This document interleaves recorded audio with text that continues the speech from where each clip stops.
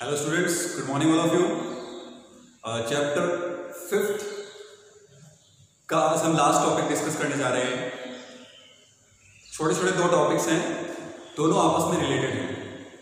Basic introduction इसका previous classes में हो चुका है, तो ये टॉपिक समझने में आपको कोई परेशानी नहीं होने वाली है। यस, तो सबसे पहले जो टॉपिक हम स्टार्ट कर रहे हैं वो है विद्युत ऊर्जा। परिभाषा हमने पहले ही बोर्ड पर लिख दी है। यस, रीड करते हैं विद्युत ऊर्जा क्या है। देखिए, ऊर्जा किया गया कार्य है किसके द्वारा? विद्युत सेल या विद्युत स्रोत के द्वारा। कार्य क्यों करना पड़ा? क्योंकि आवेश एक स्थान से दूसरे स्थान पर जाना होता है, तो इस प्रक्रिया में जो कार्य होता है वही किया गया कार्य विद्युत ऊर्जा को व्यक्त करता है। रीड करते हैं डेफिनेशन को। किसी निश्चित समय में किसी विद्युत सेल द्वारा धारा प्रवाह हेतु किया गया कार्य विद्युत ऊर्जा को व्यक्त करता है। देखिए, यहां पर हमने टाइम के साथ कनेक्टेड किया है, समय के साथ कनेक्टेड किया है, और ये कार्य क्यों करना होता है? धारा प्रवाह के लिए। तो किसी विद्युत स्रोत द्वारा किसी निश्चित समय में धारा प्रवाह हेतु किया गया कार्य विद्युत ऊर्जा कहलाता है। यही किया गया कार्य उसकी विद्युत ऊर्जा को व्यक्त करता है। करेक्ट। अब इसका जो गणितीय स्वरूप है उसको डिस्कस करते हैं। मान लीजिए I धारा परिपथ में T समय तक प्रवाहित होती है। कोई भी परिपथ हो सकता है, उसमें विद्युत सेल जुड़ा हुआ है और परिपथ पूर्ण है, बंद परिपथ है जिसमें धारा प्रवाह संभव है। तो जब हम ये माने कि परिपथ में I धारा प्रवाहित हो रही है, कितने समय तक? T समय तक। यानी I धारा मेंटेन करने के लिए उसे कार्य करना हुआ, और ये कार्य कितनी देर तक करना पड़ा? कितनी देर तक किया गया? T समय तक। तो T समय में कितना कार्य हुआ परिपथ में, वो हम यहां पर डिस्कस कर रहे हैं। तो देखिए, सबसे पहले हम ये देखेंगे T समय में कितना आवेश प्रवाहित हुआ। ये हम जानते हैं, क्योंकि विद्युत धारा की परिभाषा क्या है? आवेश बटा समय। धारा क्या है? आवेश अपॉन समय। ये डेफिनेशन हम जानते हैं। एकांक समय में जो आवेश प्रवाहित होता है वही विद्युत धारा को व्यक्त करता है। तो यहां पर कितना आवेश प्रवाहित होगा? तो देख सकते हैं आप, धारा I, आवेश मान लीजिए Q है और समय है T। तो Q equals to I into T। परिपथ में जो आवेश संचित हुआ है वो Q है और इसका मान I इंटू T के तुल्य है। करेक्ट। अब हम क्या ज्ञात करना चाह रहे हैं? कार्य। हमें अल्टीमेटली कार्य ज्ञात करना है। अब धारा प्रवाह के लिए क्या आवश्यक होता है? विभवांतर। यानी Q आवेश को विभवांतर एक सिरे से दूसरे सिरे तक ले जाया गया, तो कार्य करना पड़ा। Q आवेश है और V विभवांतर है, तो किया गया कार्य क्या होगा? W equals to Q into V। Yes,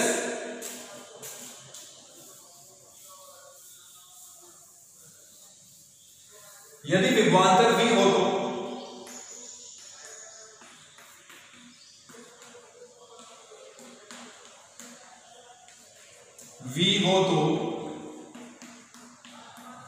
किया गया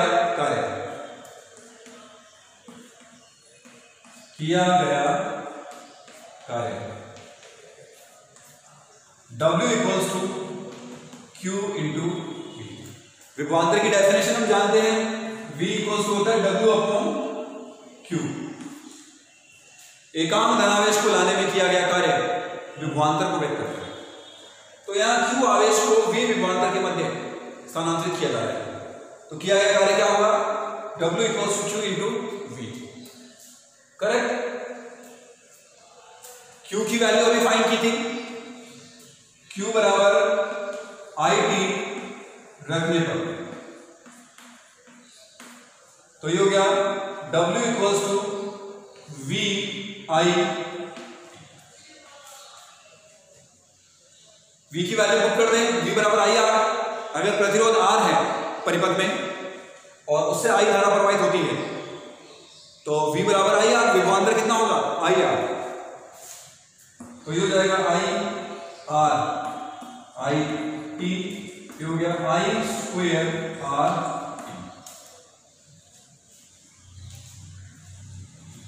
ये समीकरण मान लेंगे। V बराबर क्या होगा ओम के नियम से IR।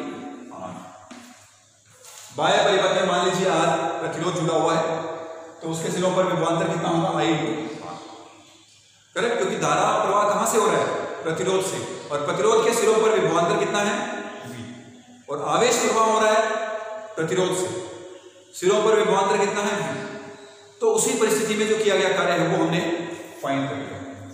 तो W इक्वल्स टू VIT या I स्क्वायर RT, ये आपको हमेशा याद रखना होगा। अब जो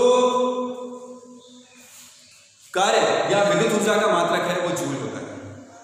जो मात्रक हम पढ़ते हैं यहां जो W है उसका मात्रक होगा जूल। ये फॉर्मूला हमें डायरेक्ट याद होना चाहिए, W equals to VIT equals to I square RT। ये T समय में किया गया कार्य है। हमने परिभाषा में भी मेंशन किया है, किसी निश्चित समय में धारा प्रवाह के लिए किया गया कार्य। T समय में I धारा प्रवाह में जो किया गया कार्य है वो W है, और किस विभवांतर के मध्य किया गया है ये V। और अगर हम यहां समझें R प्रतिरोध से I धारा प्रवाहित हुई T समय के लिए, और ये कार्य किया गया विद्युत स्रोत के द्वारा। केवल प्रतिरोध है तो ये कार्य संभव नहीं है, आपको कोई बाह्य सोर्स या विद्युत सेल की आवश्यकता होती है। तो यहां लिखा गया है किसी विद्युत सेल द्वारा, सेल एक सोर्स है जो कार्य करता है करेक्ट, तो सेल द्वारा T समय में इतना कार्य होता है। W इक्वल्स टू VI, विद्युत ऊर्जा का जो मात्रक होता है वो होता है जूल।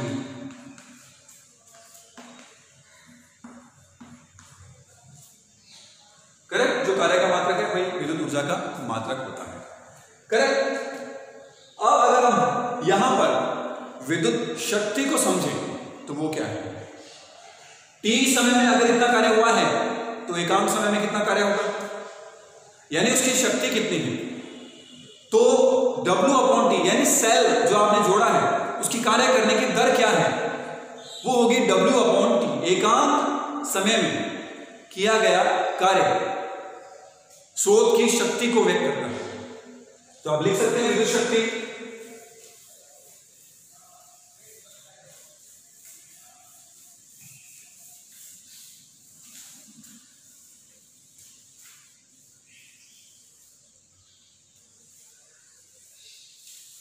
हम डेफिनेशन लिख रहे हैं विद्युत शक्ति की।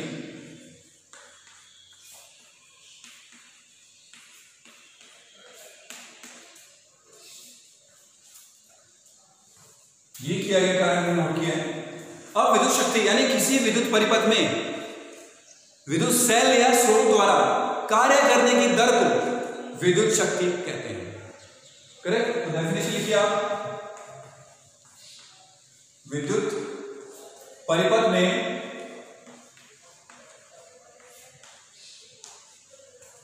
विद्युत स्रोत द्वारा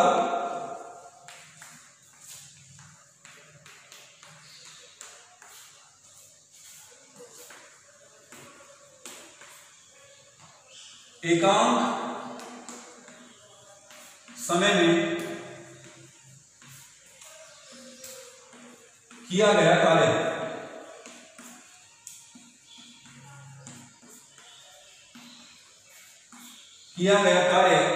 विद्युत शक्ति कहलाता है, विद्युत शक्ति कहलाता है।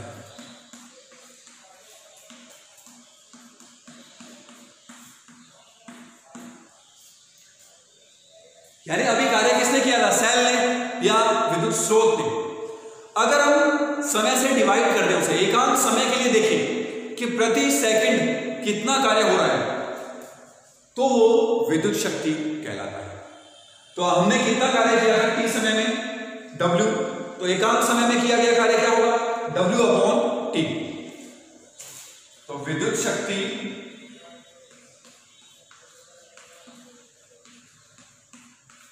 P, पावर P से लिखते हैं इसको, कार्य अपॉन समय। कितना कार्य किया W, कितने समय में, T समय में। तो एकांक समय के लिए कार्य P को व्यक्त करता है। P जो है इसका मात्रक वॉट होता है, जूल प्रति सेकंड, करेक्ट। तो यहां पर आप W की वैल्यू पुट कर दें, VIT अपॉन T से T कैंसिल, तो ये आ गया VI। विभवांतर और धारा का गुणनफल विद्युत शक्ति को व्यक्त करता है। कई बार न्यूमेरिकल्स में आपको V दे देते हैं और I दे देते हैं और आपको शक्ति का मान ज्ञात करना होता है, या इन तीनों में से कोई दो राशियां देंगे और आपको तीसरी राशि ज्ञात करनी होती है, करेक्ट। अब अगर W का मान आप ये रखें या V बराबर IR रख दें, तो ये हो गया I²। अगर ये मान पुट करें तो ये I² आ। और P का जो मात्रक होता है वो होता है वॉट। विद्युत शक्ति का मात्रक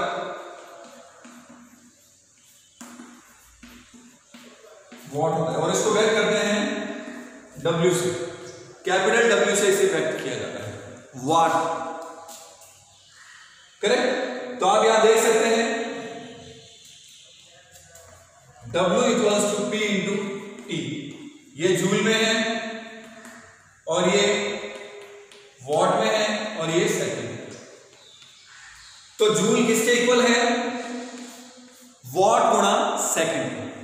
1 जूल इक्वल्स टू है 1 वॉट गुणा 1 सेकंड। तो इस प्रकार आप मात्रों में संबंध प्राप्त कर सकते हैं। तो ये था विद्युत शक्ति की परिभाषा और विद्युत ऊर्जा की परिभाषा, ठीक है। कई बार हम किलो वॉट में काम में लेते हैं मात्रक। किलो वॉट के लिए क्या होगा,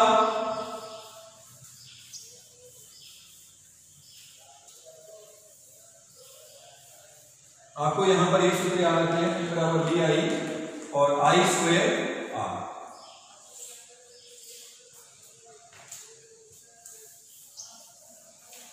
किलो वाट की बात करें, 1 किलो वॉट kW, ये होगा 1000 वॉट या W। 1 किलो वॉट होता है 1000 वॉट। एक इसका ट्रेडिशनल मात्रक भी है अश्व शक्ति।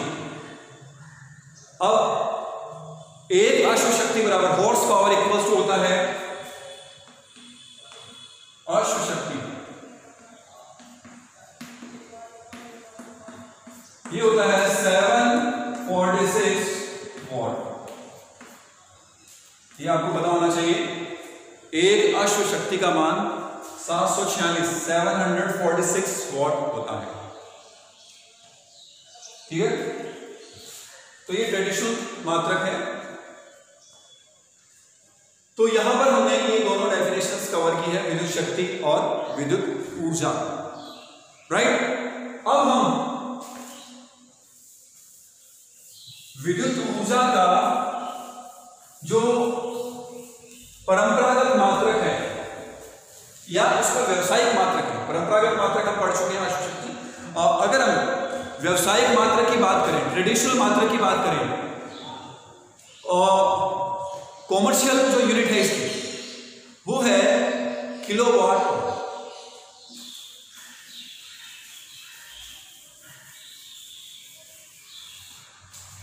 विद्युत ऊर्जा का व्यवसायिक मात्रक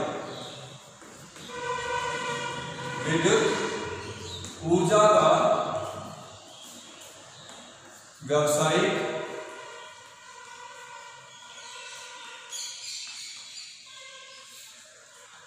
मात्रक,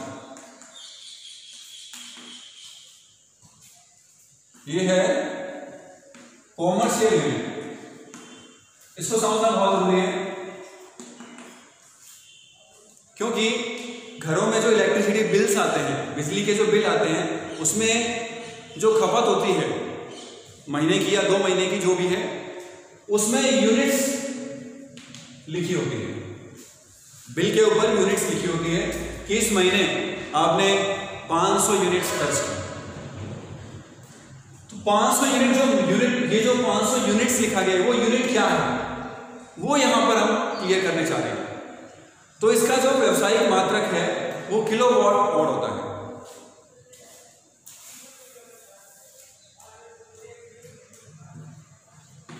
किलोवाट घंटा, इसको लिखते हैं KWH, किलोवाट आवर, किलोवाट घंटा। किसका मात्रक है ये? विद्युत ऊर्जा का। आपने देखा ये क्या है? कार्य, सॉरी, ये है शक्ति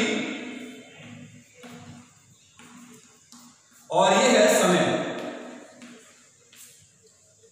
शक्ति और समय का गुणनफल किसको व्यक्त करता है? कार्य को। तो ये कुल किए गए कार्य को व्यक्त करता है, यानी घर में जो सप्लाई हुई और उस सप्लाई के थ्रू अप्लायंसेस जो लगे हैं, घर में जो उपकरण लगे हैं, उनके द्वारा कुल किया गया कार्य कितना रहा, वो यूनिट्स के रूप में व्यक्त होता है। ये जो है किलोवाट घंटा 1 यूनिट को व्यक्त करता है। 1 किलोवाट घंटा 1 यूनिट कहलाता है। इसे हम कहते हैं 1 यूनिट। 1 किलोवाट घंटा इक्वल्स टू 1 यूनिट।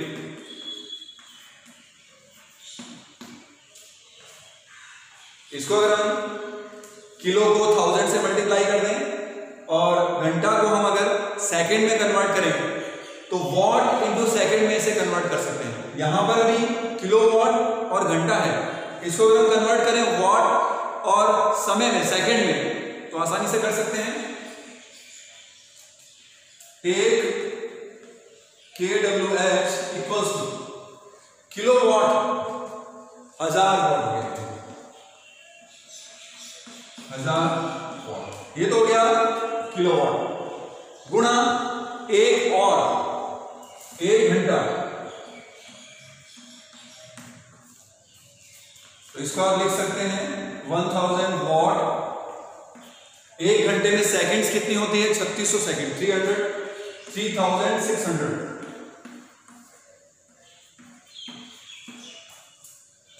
तो वॉट इंटू सेकंड देखिए क्या है? 3 और 2 36 इंटू 10 की पावर 5 वॉट सेकंड। और वॉट इंटू सेकंड क्या है? जूल। ये हो गया या जूल। तो जूल में जो कंजप्शन है वो आप देख सकते हैं 36 इंटू 10 की पावर 5, 36 गुणा 10 की घात 5 जूल 1 यूनिट के तुल्य होता है। तो आप वॉट इंटू सेकंड में इसको कन्वर्ट कर सकते हैं, और वॉट इंटू सेकंड में अगर दिया है तो आप उसे किलोवाट आवर में भी कन्वर्ट कर सकते हैं। तो यहां पर अगर हम समझें तो 1 यूनिट क्या है? 1 किलोवाट, और ये मात्रक किसका है? विद्युत ऊर्जा का। कुल जो ऊर्जा की खपत की 1 महीने में, वही बिल में रजिस्टर होती है। ठीक है, वो विद्युत मीटर के द्वारा रिकॉर्ड कर लिया जाता है कितना विद्युत ऊर्जा का कंजप्शन हुआ, खपत हुई। तो यहां पर आप आसानी से समझ सकते हैं। अब अगर कोई भी उपकरण आपको दिया है,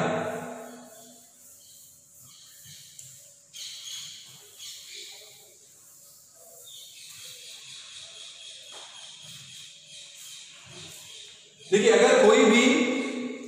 अगर हमें उपकरण दिया गया है और उसके ऊपर वॉटेज लिखा हुआ है, वॉट लिखा गया है, जैसे मान लीजिए कोई बल्ब लिखा है, बल्ब के ऊपर लिखा है 100 वॉट, अब 100 वॉट का बल्ब अगर मान लीजिए 5 घंटे जलता है, 5 आवर्स, तो ये बताइए कितने यूनिट्स का खर्च होगा।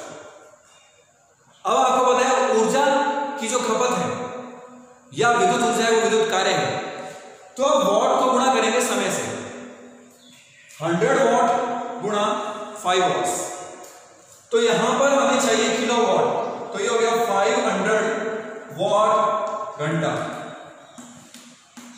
लेकिन हमें इसको किसमें कन्वर्ट करना है, किलोवाट में, तो हमें 1000 से भाग देना पड़ेगा। ये छोटी इकाई है, छोटी इकाई को बड़ी इकाई में बदलना है, तो 1 वॉट तो ये होगा 1/1000, तो इसको हम 1000 से अगर भाग दें, ये हो गया किलोवाट इंटू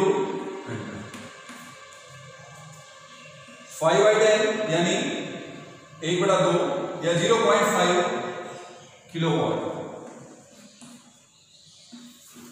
आधी यूनिट यानी 100 वॉट का बल्ब अगर 5 घंटे जला है तो विद्युत का कंजप्शन कितना हुआ, 0.5 किलोवाट, और ये आधी यूनिट होगी 0.5 यूनिट। इस प्रकार आप देखेंगे कोई भी अगर उपकरण है, कोई भी अगर आप उपकरण लें, उसके ऊपर वॉटेज लिखा होता है, W लिखा होता है। ये W आप कार्य मत समझ लेना, ये W है शक्ति, वॉट। वो आप उपकरण जितने भी घंटे काम में लेंगे उससे आप उसको गुणा कर देंगे और फिर उसको आप 1000 से भाग देंगे। फिर इस प्रकार आप यूनिट्स में कंजप्शन फाइंड कर सकते हैं। बहुत सारे न्यूमेरिकल्स इससे संबंधित पूछे जा सकते हैं, तो आपको यूनिट का जो कंसेप्ट है वो समझ में यहां आना चाहिए। करेक्ट।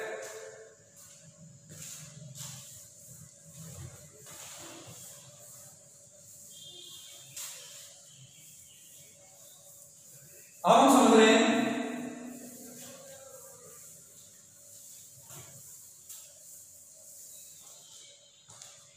अगर W कार्य हुआ, H ऊष्मा उत्पन्न हुई, जैसे मान लीजिए हम प्रतिरोध की बात कर रहे हैं, प्रतिरोध से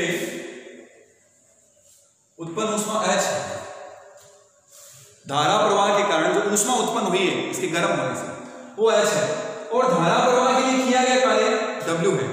तो इन दोनों में संबंध के लिए एक नियम है, वो है जूल का या ऊष्मा का तुल्यांकी नियम, ऊष्मा का तुल्यांकी नियम। हालांकि आपने 11वीं क्लास में से पढ़ा है।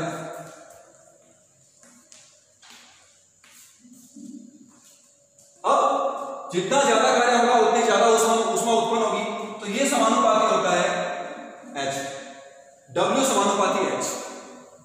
उत्पन्न ऊष्मा अगर अधिक है तो किया गया कार्य भी अधिक है, तो W equals to JH। J समानुपाती नियतांक है जिसे जूल का तुल्यांकी नियतांक कहते हैं। ठीक है, तो J की वैल्यू हो गई W/H। तो ये है जूल का तुल्यांकी नियम। तो इसे हम कहते हैं जूल का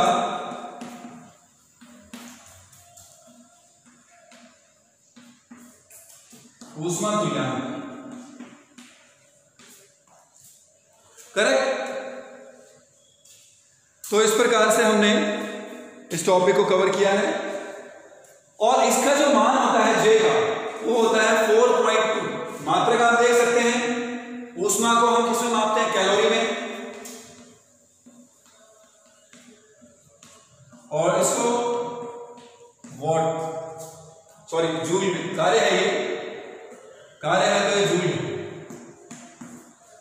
जूल प्रति कैलोरी, और इसका मान होता है 4.2 जूल अपॉन कैलोरी। तो हालांकि ऊष्मा गतिकी में आप 11th क्लास में इसको पढ़ चुके हैं, लेकिन यहां पर विद्युत परिपथ के लिए भी ये लागू होता है। ठीक है, क्योंकि प्रतिरोध में ऊष्मा प्रवाह होता है, धारा प्रवाह होता है, तो उसमें ऊष्मा उत्पन्न होती है। अगर किया गया कार्य W है, ऊष्मा अधिक है, तो यानी कार्य अधिक करना होगा। इस प्रकार से आप देख सकते हैं जूल में किया गया कार्य और कैलोरी में जो उत्पन्न ऊष्मा है उनका जो अनुपात है वो 4.2 के तुल्य होता है। यानी संपूर्ण किया गया कार्य ऊष्मा में परिवर्तित नहीं हो रहा, 1 नहीं है इसका मान, इसका मान 4.2 जूल प्रति कैलोरी, यानी कार्य अधिक करना पड़ता है, इसका मान 1 से अधिक है। करेक्ट।